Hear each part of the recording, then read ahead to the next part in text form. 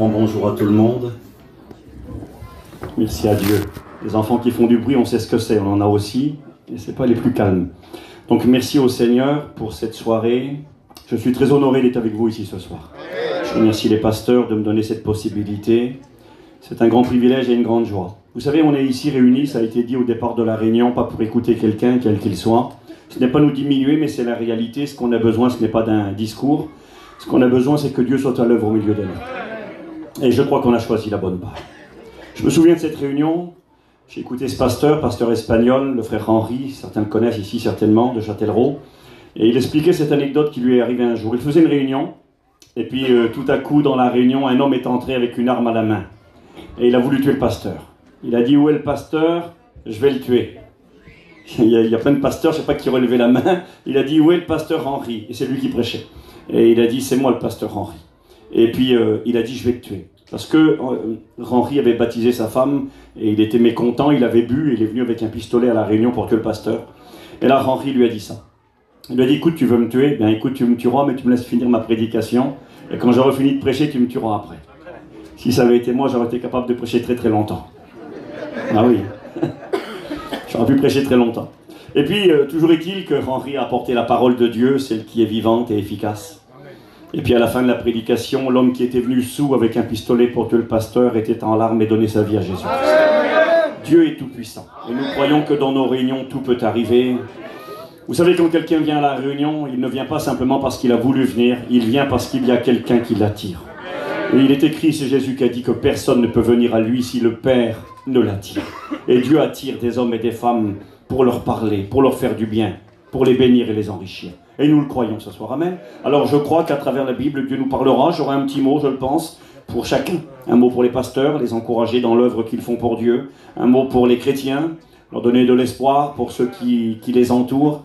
Et une parole pour nos amis qui sont au milieu de nous ce soir. Alors on va lire la Bible. Béni soit Dieu, c'est pour ça qu'on est rassemblés ce soir, autour du Saint-Livre, la parole de Dieu. On va lire ensemble, si vous le voulez, avec moi, dans l'Évangile. Évangile veut dire bonne nouvelle. Béni soit Dieu, j'ai une bonne nouvelle pour vous ce soir. On en a marre de mauvaises nouvelles. Vous savez, on allume la télévision, mauvaises nouvelles, catastrophes, guerre, maladie, enfin plein de problèmes. Et la bonne nouvelle, elle est ici ce soir dans l'Évangile. Évangile de Matthieu, chapitre 27, on va lire le verset 5 au verset 10. Alors je lis pour vous la Bible. Ceux qui veulent lire avec moi, Évangile de Matthieu, chapitre 25, verset 5 à 10. Il est écrit Judas. Judas, la personne qui a vendu le Christ, qui a trahi le Seigneur, jeta les pièces d'argent dans le temple et se retira et alla se pendre. Les principaux sacrificateurs, c'est-à-dire les hommes religieux de l'époque, ramassèrent les pièces. Il y en avait 30. Et ils dirent, il n'est pas permis de mettre dans le trésor sacré, car c'est le prix du sang. C'est le prix qui avait servi donc pour trahir le Seigneur Jésus. Après avoir délibéré, discuté entre eux, ils achetèrent avec cet argent un champ, le champ du potier, pour la sépulture des étrangers. C'est pourquoi ce champ a été appelé le champ du sang jusqu'à ce jour. Alors s'accomplit ce qui avait été annoncé par Jérémie le prophète. Ils ont pris les 30 pièces d'argent, la valeur de celui qui a été estimé, qu'on a estimé de la part des enfants d'Israël, et ils les ont donnés pour le champ du potier, comme le Seigneur me l'avait ordonné. Amen. J'aimerais ce soir vous parler de ce champ du potier, et j'aimerais vous parler en particulier de ce qu'on trouvait dans ce champ, c'est-à-dire des vases. Et on fait une deuxième lecture, pour ceux qui ont la Bible toujours, dans le livre de Jérémie, chapitre 18, verset 1er. Cette fois-ci, il va être question de la maison du potier. Je lis pour vous la Bible. Jérémie 18, verset 1, il est écrit « La parole qui fut adressée à Jérémie de la part de l'Éternel en ces mots. Lève-toi et descends dans la maison du potier. Là, je te ferai entendre mes paroles. Je descendis dans la maison du potier et voici, il travaillait sur un tour. Le vase qu'il faisait ne réussit pas, comme il arrive à l'argile dans la main du potier. Un vase qui va échouer. Il en refit un autre vase, tel qu'il trouva bon de le faire. Et la parole de l'Éternel me fut adressée en ces mots. Ne puis-je pas agir envers vous comme ce potier, maison d'Israël, dit l'Éternel. Voici comme l'argile est dans la main du potier, ainsi vous êtes dans ma main. Amen. Merci Seigneur. Voilà, donc j'aimerais ce soir vous parler de ce potier et de ce vase d'argile. Je crois qu'il y a un message pour chacun d'entre nous. Vous savez, Lorsqu'on lit la Bible, eh bien c'est assez étrange, mais la Bible compare l'être humain, l'homme, la femme, la jeune fille, le jeune garçon, la personne âgée, à un vase. Par rapport à sa fragilité, par rapport à ce que nous sommes, au fait que nous avons été créés des mains de Dieu. Hein, j'ai noté ceci, ces vases peuvent être de terre, de bois, en métal, en argent et même en or. Et la Bible compare l'homme et la femme à un vase créé des mains de Dieu, beau, précieux et fragile à la fois. C'est ce que nous sommes. Nous sommes précieux aux yeux de Dieu. C'est terrible parce que quand j'ai écrit ces mots, je pensais et je me disais, peut-être que des personnes se sentent sans valeur. Peut-être qu'on les méprise dans un foyer, dans une famille. On n'est rien. Et vous savez, quand on a le sentiment qu'on n'est rien, quand on croit qu'on n'est rien, eh bien, il y a des idées étranges qui viennent dans notre esprit après. Les personnes qui pensent au suicide, souvent, eh bien, ce sont des personnes qui ont le sentiment qu'ils valent rien. Ils se disent, si je ne serais pas là, ça serait peut-être même mieux. Je ne sers à rien, je suis inutile. Dans mon foyer, dans ma famille, pour mes parents, pour ceux qui m'entourent. Eh bien, pourtant, c'est faux. Nous avons une valeur énorme aux yeux de Dieu. Dieu nous a créés de ses mains. Nous sommes précieux et fragiles. J'ai noté les versets bibliques, Romains 9, versets 20 à 23. Un vase peut servir pour décorer. Il a une valeur décorative, mais la valeur du vase est surtout, a pour but d'être un récipient, d'être utile. On va l'utiliser, on va mettre à l'intérieur des choses. Alors j'ai noté dans la Bible, des versets en parlent. On peut mettre dans un vase du blé, du miel, de l'huile, de l'eau, du vin, du parfum, des trésors. Et toutes ces choses représentent des vérités auxquelles on va essayer de venir pendant le message. La Bible nous parle d'un vase d'albâtre. C'était fait avec une pierre de valeur et à l'intérieur duquel on mettait du parfum de grand prix. Et ce vase a été cassé pour être répandu sur la tête du Christ par une femme qui voulait donner le meilleur d'elle-même pour le Seigneur. Donc quelque part, c'est ce que représente l'être humain. En Bretagne, il y a de cela 2 ans en arrière, à peu près en 2022, même pas 2 ans, 1 an et demi au mois d'octobre, une personne a eu un héritage. Un appartement sur le bord de la mer, là-bas en haut de la Bretagne. Et puis ça a fait les unes des journaux, cet héritage. Pourquoi? Un simple appartement sur le bord de mer, avec plein de choses à l'intérieur. Et dans cet appartement, on a retrouvé un vase chinois. Et puis la personne qui a eu l'héritage, là, elle s'est dit, ben, je vais vendre ses affaires. Et elle a voulu faire estimer ce fameux vase. Et quand elle l'a fait estimer, les spécialistes, ou apparemment spécialistes, avaient estimé ce vase entre 1500 et 2000 euros. C'est quand même une somme assez conséquente, 1500, 2000 euros, un vase chinois. Et donc elle a décidé bien de le mettre en vente aux enchères. Et là, le vase est parti en région parisienne, à Fontainebleau. Et le vase est parti aux enchères. Et donc le prix a commencé, 100 euros, qui veut un vase chinois, 100 euros, une main, 500 euros, une main, 1000 euros, une main, 1500, une main. Le prix dépassait 2000 euros, 2005, 5000, 10 000, 100 000 euros, 1 million d'euros, 2 millions d'euros. T'aurais trouvé le vase, t'aurais quel bonheur, hein. Il a été vendu 9 100 000 euros. 9 millions, vous pouvez vérifier, et je l'ai en photo dans mon téléphone, un vase bleu et blanc, estimé par les soi-disant experts à 1500, 2000 euros, et valeur finale vendue 9 100 000 euros. Alors pourquoi je vous dis ça ce soir? Ben, je vous dis ça parce que quelque part, je voudrais vous dire que le plus grand des spécialistes est au milieu de nous. Celui qui peut nous estimer à notre juste valeur. Vous savez, parfois les gens ont mis une étiquette sur nous. Nous ont donné une certaine valeur.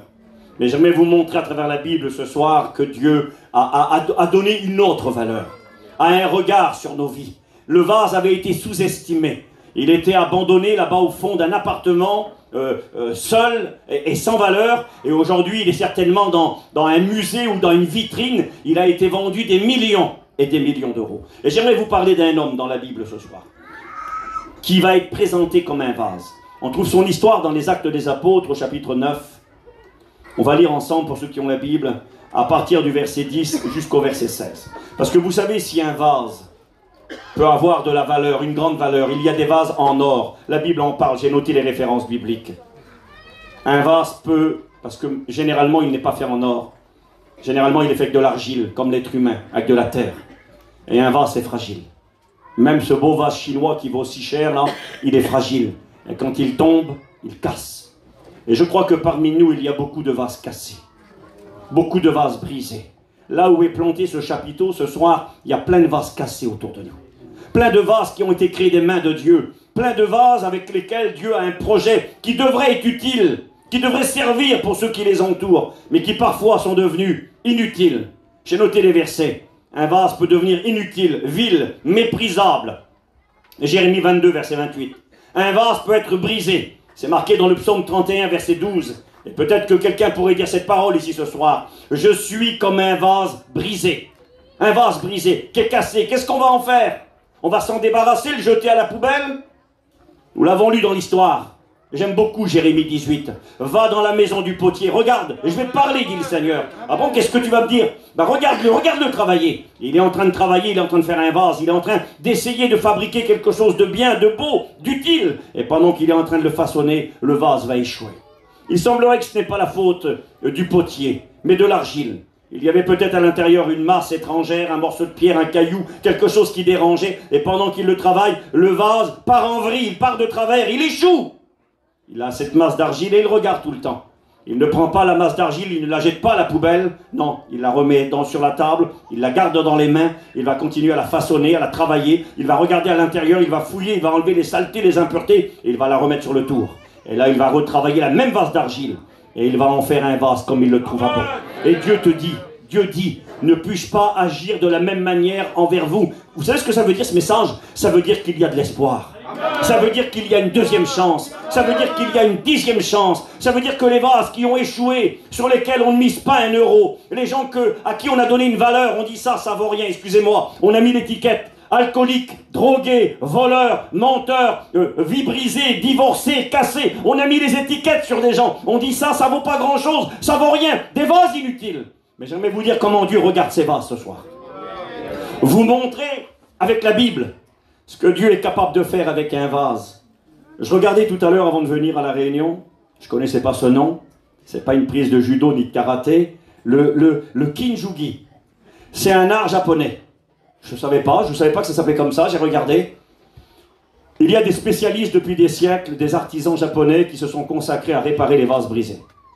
Quand un vase est brisé, qu'il a une certaine valeur, valeur sentimentale, valeur financière, quand un vase est tombé à terre, qu'il est cassé, on ne le jette pas, on le confie à ces spécialistes. Ça s'appelle le kinjugi. Ils prennent le vase cassé et brisé et ils le réparent avec de l'or. Certains ont vu déjà, non? Vous regarderez sur internet, vase japonais réparé avec de l'or. Et ils réparent le vase avec de l'or. Ils recollent les morceaux cassés patiemment avec des filets d'or. Et le vase, une fois réparé, vaut plus cher après qu'avant. C'est beau ça. Il vaut plus cher après qu'avant. Le vase brisé, il vaut plus rien, jette-le à la poubelle. On ne pourra plus rien mettre dedans. On ne va plus y mettre de l'huile, on ne va plus y mettre quelque chose de valeur. Il vaut plus rien, il est cassé. Donnez-le aux spécialistes.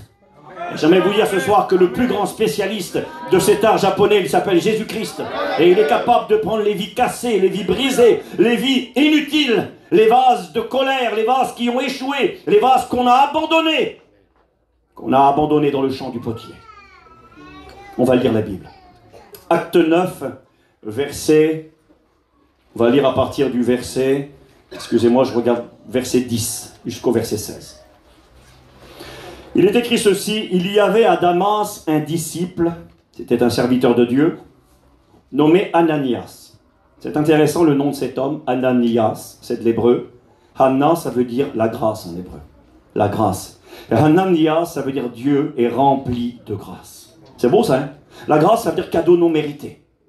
Un homme, Chouraki, qui est un juif qui a traduit la Bible, il a traduit le mot grâce, charismata en grec, il l'a traduit Hanna en hébreu, il l'a traduit par le chérissement d'Élohim, l'amour de Dieu. L'amour de Dieu. D'ailleurs, le mot charisme, charité, c'est le mot amour, ça vient de ce mot, la grâce. Et cet homme, il s'appelle Dieu est rempli de grâce. Et j'aimerais vous le rappeler ce soir. Dieu est rempli de grâce.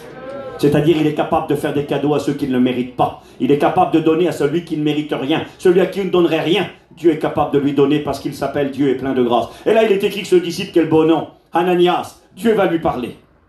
Le Seigneur lui dit dans une vision, Ananias, il répondit, me voici Seigneur. Et le Seigneur lui dit, lève-toi, va dans la rue qu'on appelle la droite, que c'est beau. C'est quoi le nom de la rue ici? Figuerolles, l'église de Figuerolles. Va à Figuerolles, d'accord, on y est.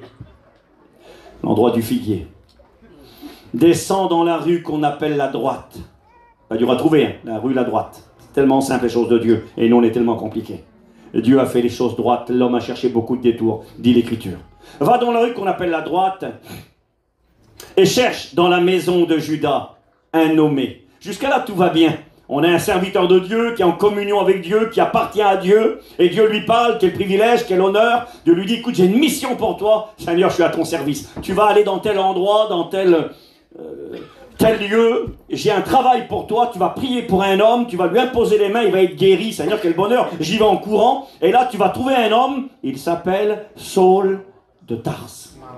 Et là, quand il écoute ce nom, ça ne veut peut-être pas dire grand-chose pour tout le monde. Je vais vous l'expliquer ce soir qui était ce fameux Saul de Tarse, pour ceux qui ne le savent pas. Tu vas aller là dans cette maison car il y a un homme qui s'appelle Saul de Tarse. Cet homme est en train de prier. Ah bon? Il a vu en vision un homme du nom d'Ananias qui entrait et qui lui imposait les mains afin qu'il retrouve la vue. Ananias répondit. Là, Ananias répond à Dieu. Il lui dit, Seigneur, j'ai appris de plusieurs personnes tout le mal que cet homme a fait aux chrétiens dans Jérusalem. Un homme qui avait fait du mal aux enfants de Dieu. Et Dieu dit, tu vas aller là-bas et tu vas prier pour cet homme, il va être guéri.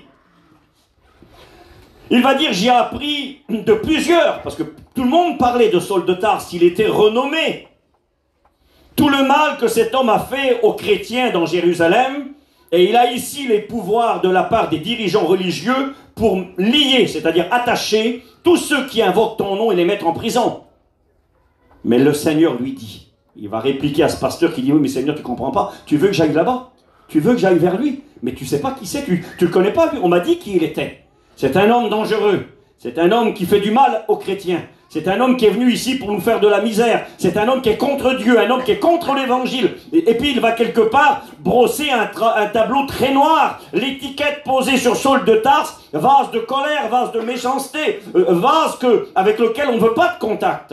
Et il est écrit, mais le Seigneur lui dit, va, car cet homme est un instrument. Et en réalité, dans nos Bibles, c'est marqué instrument généralement. Mais le vrai mot qui est utilisé ici dans le texte grec, parce que c'est écrit en grec, la Bible à l'origine, c'est le mot vase. Dieu va dire à Ananias, Seigneur, je ne peux pas aller. Tu veux que j'aille vers Saul de Tarse, tu veux que je prie pour lui, tu veux que je lui parle, mais cet homme-là, tu ne sais pas qui c'est. Il est dangereux, cet homme-là, il n'y a pas de possibilité pour lui. Et Dieu va dire, non, écoute, arrête.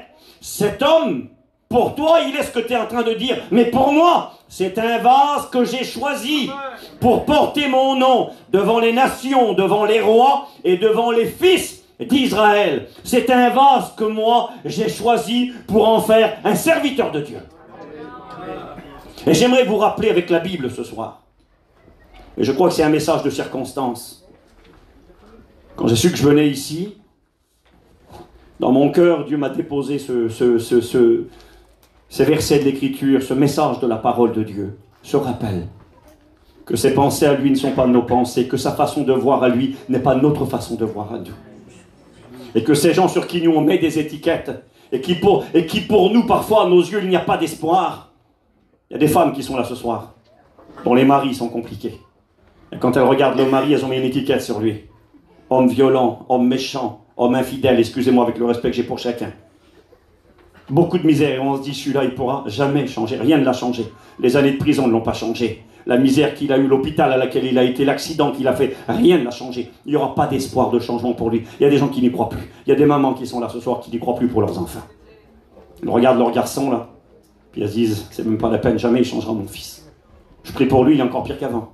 Il y a des gens qui prient pour leur famille, c'est encore pire des fois. On se dit, Seigneur, mais qu'est-ce qui se passe? Alors imaginez si vous priez pas, c'est ce qui se passerait. Mais néanmoins, c'est une réalité. Parfois, on perd espoir. Il y a des pasteurs qui sont découragés. Ils travaillent dans des contextes difficiles. Les frères me disaient que c'est au moment de prison. Des fois, on perd courage. On regarde certaines personnes, on a de l'espoir. Je le disais tout à l'heure au frère Mike, et je les encourage, et béni soit Dieu pour l'investissement qu'ils ont dans les prisons. Mais vous savez, c'est un travail très ingrat et très compliqué, les prisons. Parce que parfois, les gens ont une certaine disponibilité, une certaine sensibilité en prison. Puis des fois, quand ils sortent de la prison, qu'ils retombent dans leur vie du quotidien, c'est compliqué de les garder. Les copains, les amis, les fréquentations, les relations, le business de la terre qui n'est pas toujours très honnête. Et c'est très compliqué, donc c'est un travail très ingrat. Mais je les encourage à continuer. Et ce message est un encouragement ce soir. Cet homme est un instrument que moi, c'est un vase que moi j'ai choisi. Et j'ai marqué, Saul, son nom signifie désiré, ou demander à Dieu, ou demander par Dieu. Quelqu'un que Dieu désire. Et j'aimerais vous dire que Dieu désire tous les Sauls de Tarse qui nous entourent. Tous ces gens sur qui on ne mise pas. Tous ces gens qui sont des gens particuliers ou parfois qui dans notre esprit, il n'y a pas de possibilité de changement. Regardez, j'ai noté un petit peu ici dans la Bible, si on pouvait faire parler Saul de Tarse et si on pouvait le faire témoigner. Les lecteurs de la Bible savent qui deviendra ce fameux Saul de Tarse. Il changera de nom par la suite. Il s'appellera Paul, qui signifie petit. Il deviendra le grand apôtre Paul. Il deviendra le plus grand apôtre de la Bible. Lui-même dira, moi j'ai travaillé plus que tous les autres apôtres. On disait de Paul, j'ai noté ce verset de la parole de Dieu, quand on parlait de lui, on disait, voici l'homme qui prêche partout et à tout le monde. Un homme qui va devenir un instrument, un homme qui va bouleverser le monde de l'époque, un homme qui va rencontrer l'empereur et lui présenter l'évangile, il va rencontrer des rois, il va rencontrer des gens très importants, et à tous, il leur prêchera la bonne nouvelle de l'évangile. Il deviendra le plus grand des serviteurs de Dieu de son temps. Il va nous laisser la moitié du Nouveau Testament. Il va écrire 13 lettres, les 13 épîtres. On a la doctrine de l'Église, la doctrine de l'enlèvement, la doctrine des baptêmes. On lui doit quasiment tout. La base de l'écriture, la base de la vie de l'Église, on la doit aux enseignements de cet homme-là. Saul de Tarse, mais qui était-il? Regardez ce qu'il est écrit dans Actes des Apôtres, chapitre 8, verset 1er. Saul avait approuvé le meurtre d'Étienne. Étienne était un diacre dans l'église de Jérusalem, et on a assassiné Étienne. On l'a tué à coups de pierre d'une mort horrible, on l'a lapidé. Saul de Tarse était là, il était tout jeune. Il va approuver ce meurtre.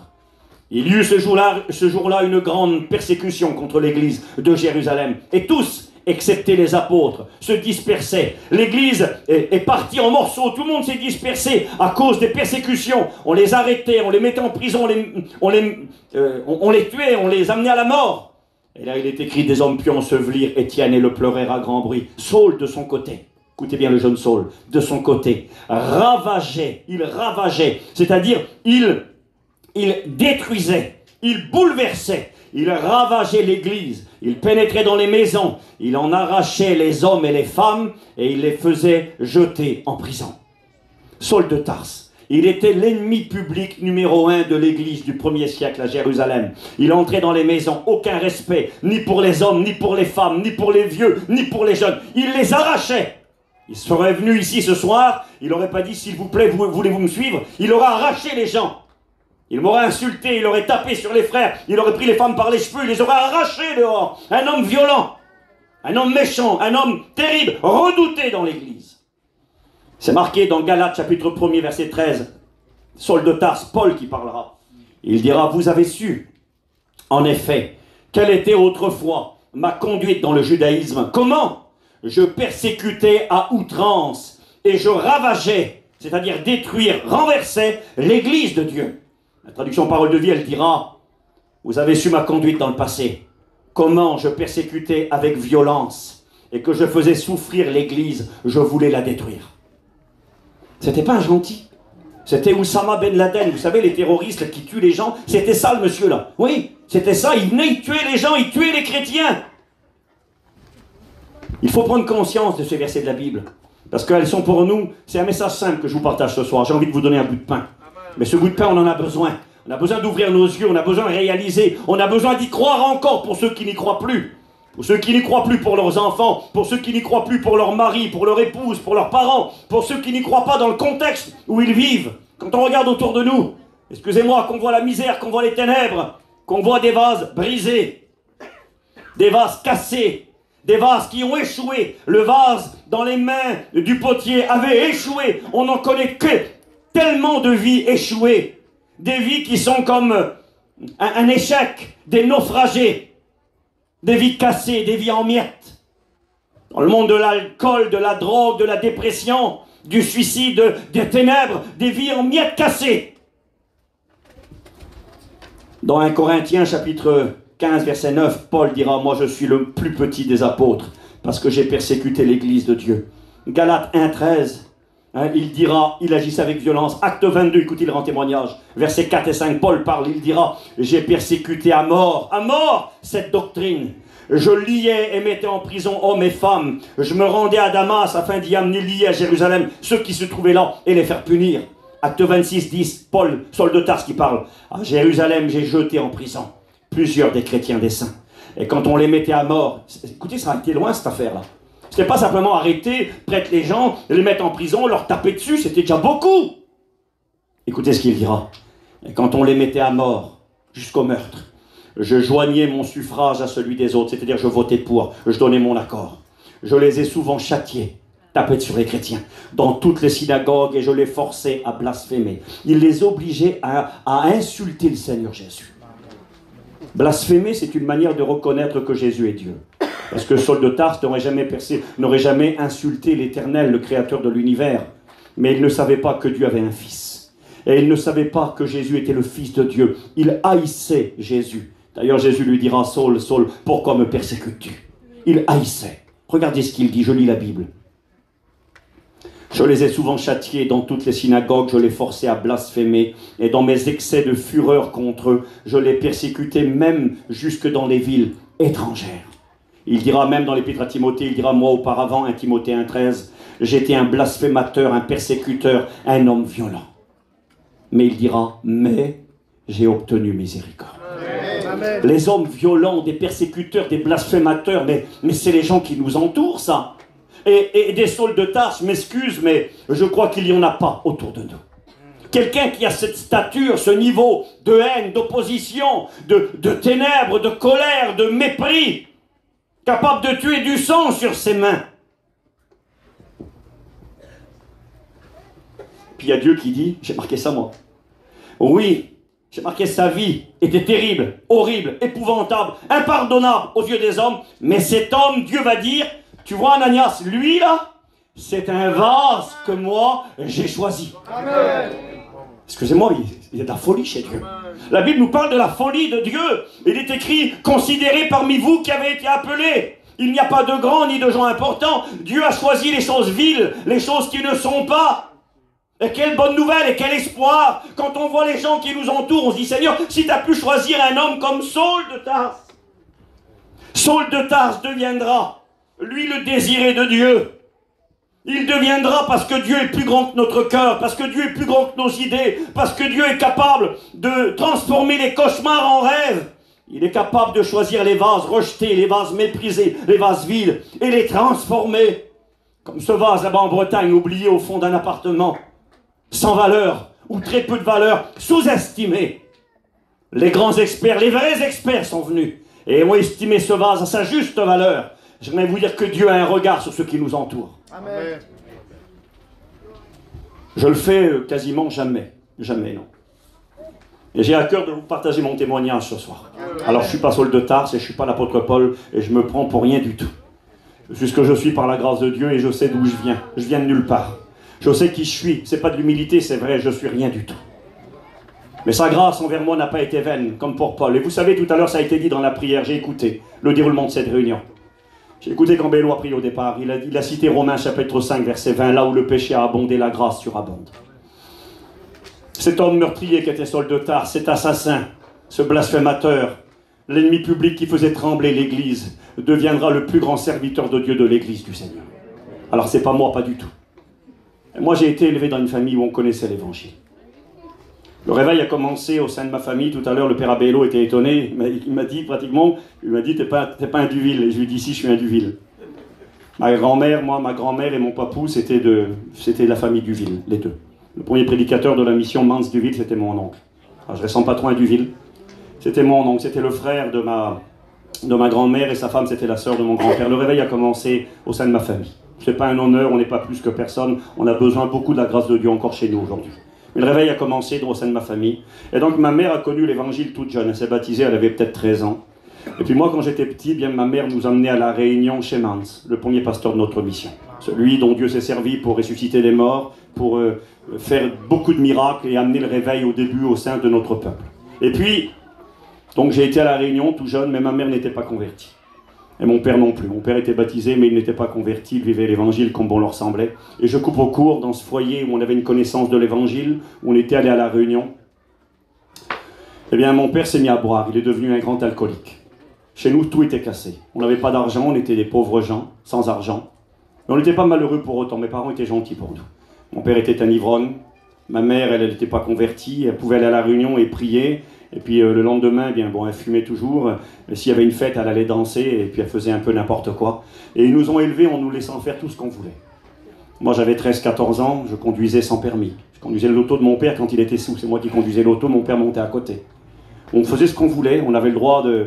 On pouvait fumer, on sortait, on revenait pas, on se droguait, on était dans le monde des ténèbres.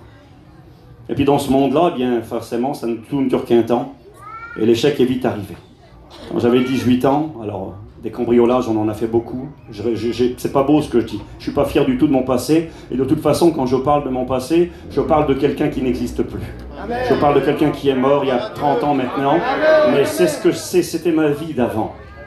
Et dans ce foyer-là, l'alcool, la drogue, le vol, cambriolage, vol de voiture. Et puis après, ça a été plus loin. Braquage, vol à main armée. Et puis donc, on a fait des braquages avec mon frère et mes cousins. On a fait plusieurs braquages, on a braqué des pompistes, on a braqué des postes. J'ai tiré à coups de fusil plusieurs fois. Et ne sachant pas qui nous étions, les autorités de l'époque, là-bas en Bretagne, ont reçu le feu vert de tirer à vue et de nous tuer. On avait pris une grosse BMW, on roulait très vite, on avait fait plusieurs braquages.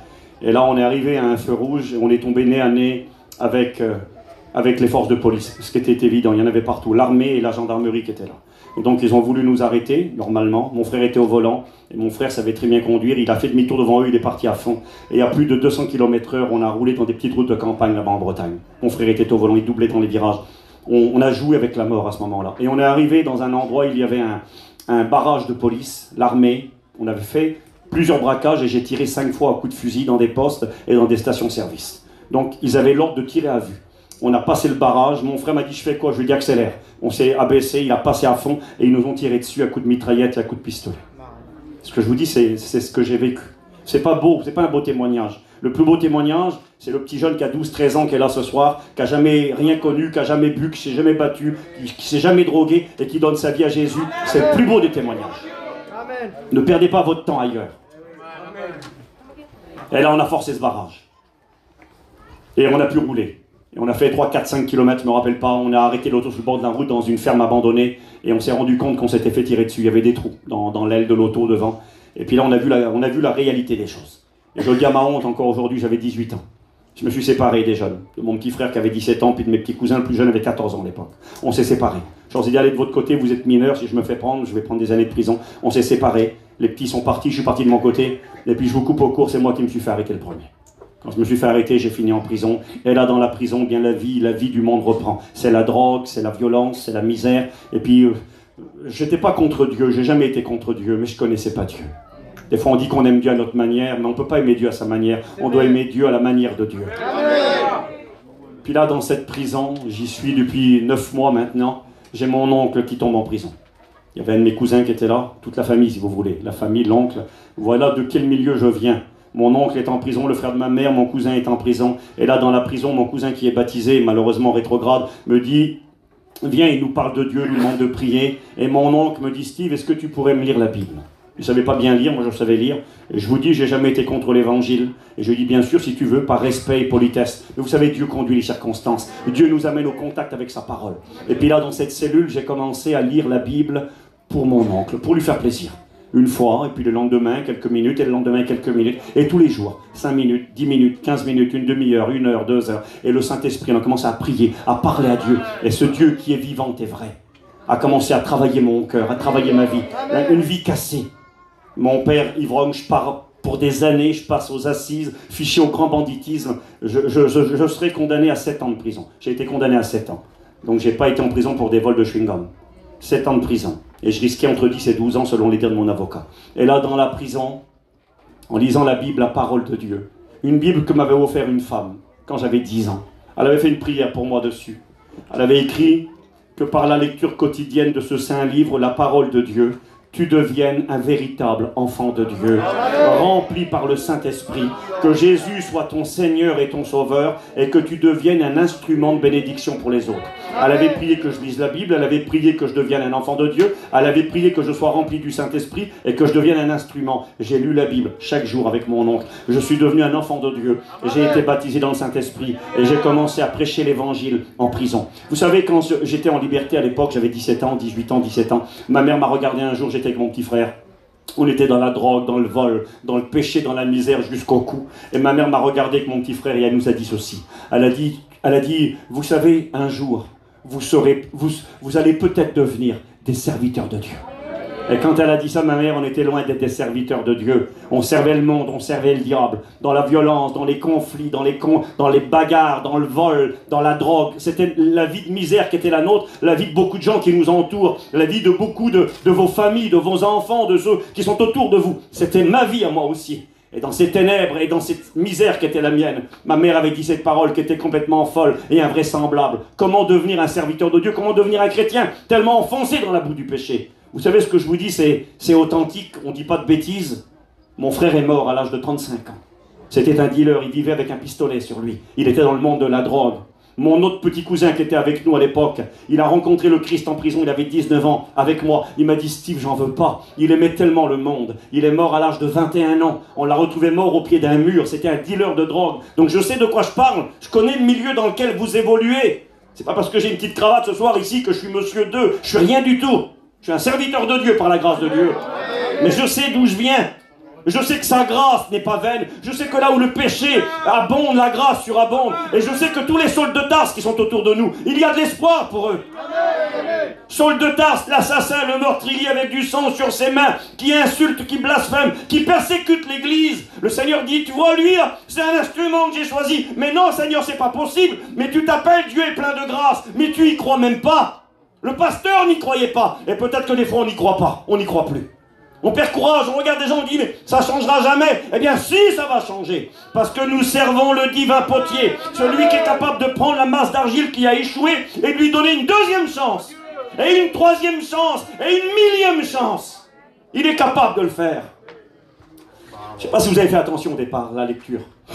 Il est écrit que lorsque Judas a vendu le Seigneur, il l'a vendu pour 30 pièces d'argent. Et c'était prophétique. Le prophète Zacharie avait annoncé, regardez à quel prix magnifique ils m'ont estimé. C'était de l'ironie, c'est-à-dire une manière de parler qui n'est pas vraie. Comme nous on dit des fois, regarde, il n'est pas beau lui. En vrai, il n'est pas beau. On parle à l'envers. C'est comme ça que Dieu fait là. Regardez quel prix magnifique. En voulant dire un prix dérisoire, un prix qui vaut rien. 30 pièces d'argent a été vendu le Christ. Et avec cet argent, il est écrit qu'on a acheté un champ. Le champ du potier. Le champ des vases brisés. Vous savez où se trouve ce champ? C'est marqué dans la parole de Dieu. C'est marqué dans Jérémie 19. Regardez où qu'il est ce champ du potier. Jérémie 19, verset 1. Ainsi parle l'Éternel, va, achète d'un potier un vase de terre, et prends avec toi les anciens du peuple et les anciens des sacrificateurs. Rends-toi dans la vallée de Ben Hinnom, qui est à l'entrée de la porte de la poterie, et là tu parleras. Ben Hinnom, c'est la Géhenne. C'était la vallée maudite en Israël. C'était la vallée où on avait tué des bébés et des enfants pour le dieu Moloch qui était une idole en forme de taureau.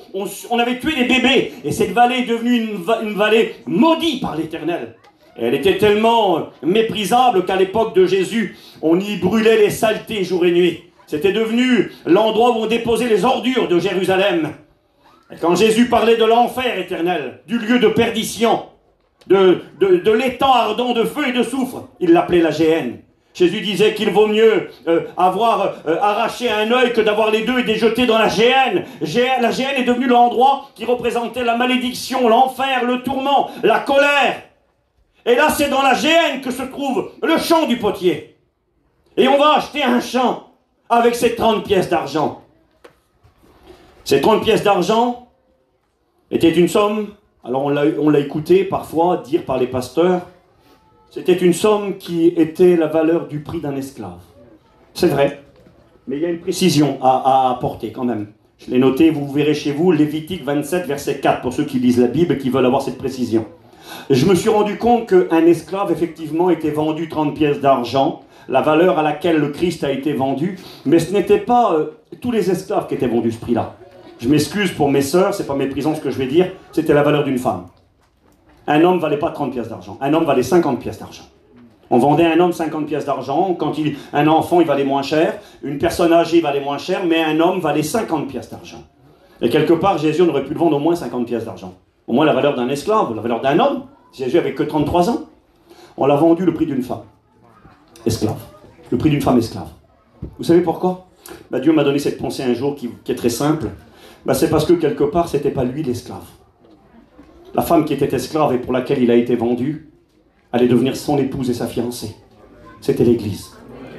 L'Église est constituée d'hommes et des femmes qui étaient des Sauls de Tarse, qui étaient des pécheurs privés de la grâce de Dieu, qui étaient esclaves, esclaves de leur péché, esclaves de leur méchanceté, de leur mensonge. L'homme est esclave de ce qui a triomphé de lui, esclave de l'alcool, de la drogue, de la violence, de la haine, de l'impureté, de l'impudicité. Nous étions des esclaves, vendus au marché des esclaves.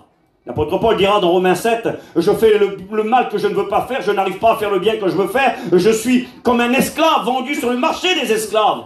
Nous étions, nous, cette femme esclave, vendus au marché des esclaves. Et Jésus a accepté d'être vendu le prix de l'esclave, et avec cet argent, on a acheté le champ du potier qui se trouvait dans la vallée maudite.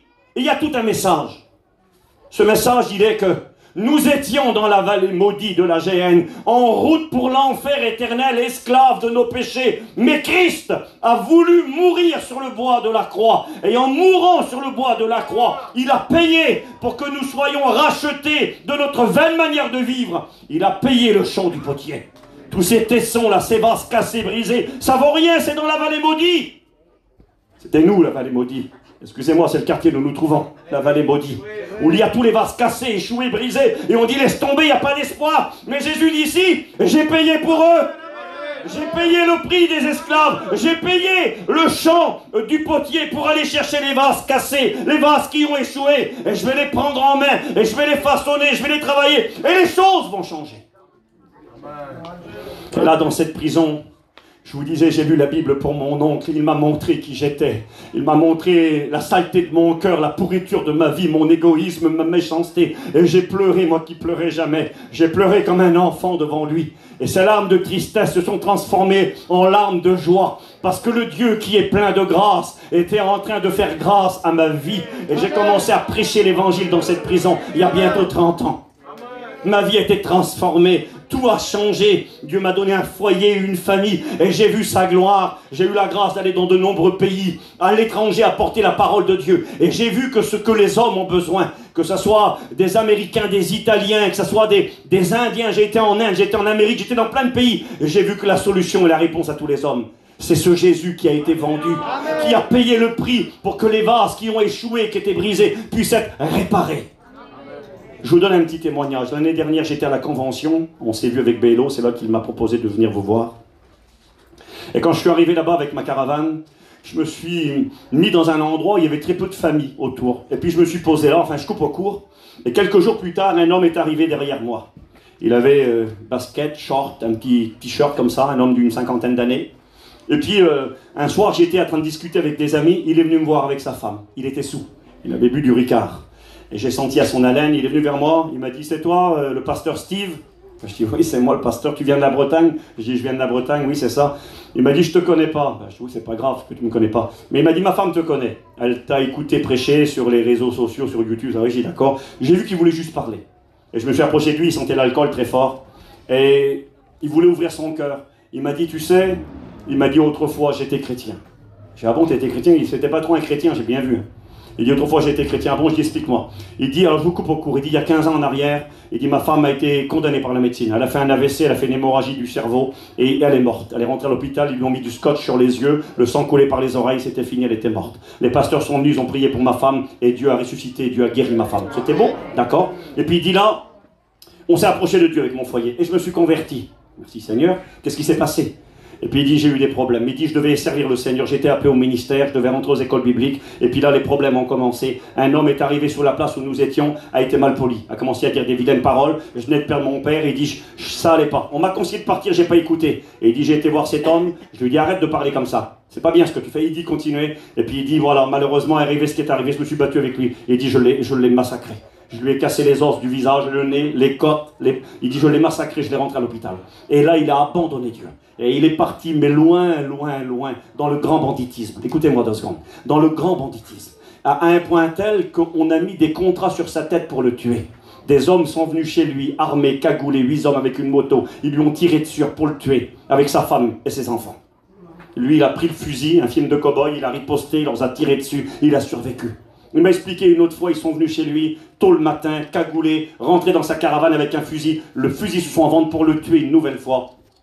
Et à chaque fois, il a pu réchapper. Il m'a expliqué une autre fois, c'est lui qui avait le fusil, cette fois-ci, qui a braqué un homme, il a voulu le tuer, le fusil s'est enrayé. Il a joué avec la mort. Et là, il était arrivé à un point, quand il me parle, il est sous, il me parle de son passé, et je vois bien qu'il n'est plus chrétien. Et je lui dis, mais qu'est-ce qui t'arrive? Il me dit, je suis tombé, j'ai abandonné, puis c'est fini pour moi. Et je lui dis, c'est pas fini pour toi. Écoutez-moi, je lui ai dit, c'est pas fini pour toi, il y a de l'espoir. Le Dieu de la deuxième chance, le Dieu qui prend les vases qui ont échoué, des vases brisés, des vases cassés. Je lui ai dit, c'est pas fini pour toi. Peter s'appelle. Je dis, Peter, c'est pas fini. Je dis, ta solution, c'est Jésus. Il y a de l'espoir pour toi. Vous savez qu'est-ce qu'il m'a dit? Il m'a dit, Steve, non, c'est fini pour moi. Je lui ai dit, tu te trompes. Et il s'est mis en colère, un homme de caractère. Il se battait très souvent, il était très violent, très fort et très méchant. Et il m'a regardé vraiment décidé. Il m'a dit, t'as tort. J'ai dit, non, c'est moi qui ai raison. Je lui ai dit, ton espoir, c'est Jésus. Et là, il m'explique. Il me dit, écoute, mardi qui vient, on était à la convention, 5-6 jours après. Il m'a dit, mardi, j'ai un rendez-vous, je vais tuer un homme. Il dit, je vais tuer un homme, j'ai donné 10 000 € et je vais aller tuer un homme. Un homme, je vous dis, dans la misère et dans les ténèbres. Et je lui ai dit, écoute, tu vas tuer un homme qui va prendre 20 ans de prison. Et je dis, ou tu vas te prendre une balle, tu vas te faire tuer. Sa femme chrétienne n'en pouvait plus, elle n'y croyait plus. Elle lui a dit, écoute, tu veux tuer la personne, vas-y, tu prendras 20 ans, vas-y, parce que tu veux pas écouter. Il était irraisonnable. Et j'ai continué à lui parler, un homme d'argent, un homme qui avait réussi financièrement, des affaires, mais dans la haine, dans la peur, dans la crainte. Sa petite, elle avait 21, 22 ans, elle était retardée, on aurait dit une petite de 10 ans, tellement qu'elle vivait dans la peur et la souffrance. Un foyer brisé, la femme, un bout de chiffon, en miettes, c'était fini pour elle, une chrétienne pourtant, elle n'y croyait plus. Sa petite, une souffrance, et lui dans le désespoir. Je lui ai dit, ton espoir c'est Jésus. Il me dit non. Et je lui tiens tête et il s'en va. Il me l'a dit après, il m'a dit, ça ne m'avait pas plu tellement comme tu m'avais parlé. Et puis je vous coupe au court, le lendemain, je croise un ami à moi d'Angleterre qui vient manger chez moi et je lui explique son histoire. Je dis, il y a un homme qui s'appelle Peter derrière comme ça. Je lui explique qu'il devait servir Dieu, il a eu des histoires, les fusils, puis tout ça, je lui explique. Il me dit, Steve, est-ce que je pourrais lui parler? Un frère d'Angleterre, un homme de 60 ans à peu près. Il aurait dû rester en Angleterre, son père était en train de mourir, mais il sentait dans son cœur qu'il fallait qu'il vienne à la convention en France. Et là, il vient chez moi et il me dit, Steve, est-ce que je peux aller lui parler? J'y viens, on y va. On va voir Peter tous les deux, il allait manger vers un homme. Il lui dit, je lui dis, Peter, le garçon, il vient d'Angleterre, là, il a quelque chose à te dire. Et puis je coupe, il lui parle. Et le frère d'Angleterre lui dit ceci. Il lui dit, tu sais, moi, je devais servir le Seigneur. Et j'ai eu des histoires avec mon beau-frère. Il a amené des raclés sur moi avec des armes. Ils sont venus pour nous tuer. Et puis on a pris nous aussi des fusils, on s'est défendus. On s'est fait ramasser par les clistés, par les gendarmes. Il dit, je risquais 20 ans de prison. Il dit, pour ce qui s'était passé. Il dit, j'ai perdu mon ministère, j'ai tout perdu. Mais l'anglais lui disait ça. Il disait, mais tu sais, Peter, il pleurait. Il disait, je ne serai peut-être jamais serviteur de Dieu, j'imposerai jamais les mains à malade, mais aujourd'hui je suis un chrétien, je suis sauvé. Dieu m'a fait grâce, Dieu m'a pardonné. Et il lui témoignait, et j'ai vu qu'il y avait une conduite de Dieu. Et je voyais qu'il était touché, je voyais qu'il voyait sa vie. Et je me suis approché de Peter, ce que je vous dis c'est vrai. Un garçon, je vous dis, short, basket, vraiment un bagarreur, un cogneur, et puis un homme difficile, un homme de caractère. Sa famille m'a parlé de lui après. Son cousin Germain, il m'avait expliqué, il m'a dit, on avait une haie qui nous séparait. Il a dit, je restais tout l'hiver, je le voyais une fois au lieu dans l'hiver. Il dit, on ne pouvait pas aller chez lui. Il était trop compliqué, trop lunatique, trop dangereux, trop méchant et trop d'histoire. L'étiquette va se casser, va se briser, à éviter. C'est fini. Peter à faire classer.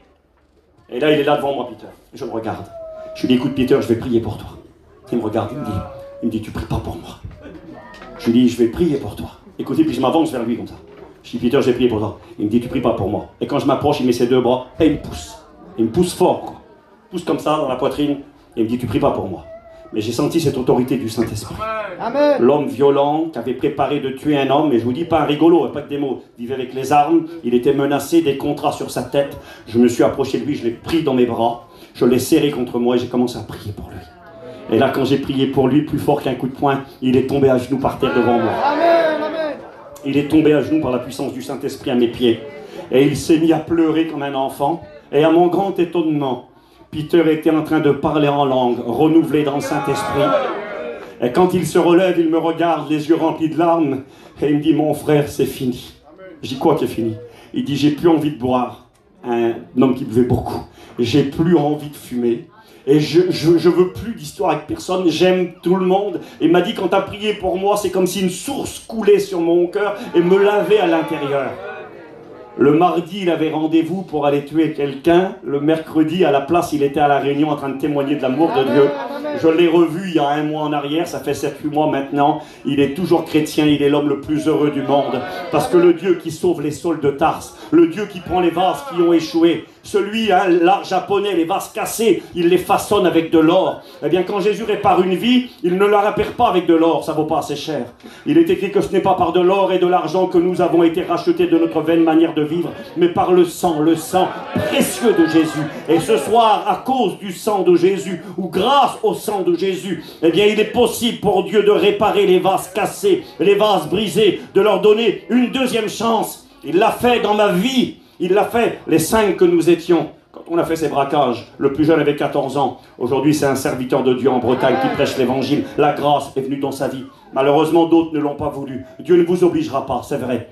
Mais si tu veux boire de cette source de la grâce, si tu voulais dire, Seigneur, je veux que ma vie soit réparée. Je veux essayer. Je ne suis pas Saul de Tarse, moi j'ai tué personne. Et combien même tu aurais tué quelqu'un, la grâce est possible pour toi. Ici, ce soir, même que tu as insulté, même que tu as blasphémé, tu as persécuté les chrétiens, tu as persécuté ta femme, tu as persécuté les pasteurs, peu importe qui tu es, tu as parlé sur eux, tu les as salis, peu importe. Le Dieu que nous servons ce soir, j'ai fini maintenant. On va baisser nos têtes, s'il vous plaît.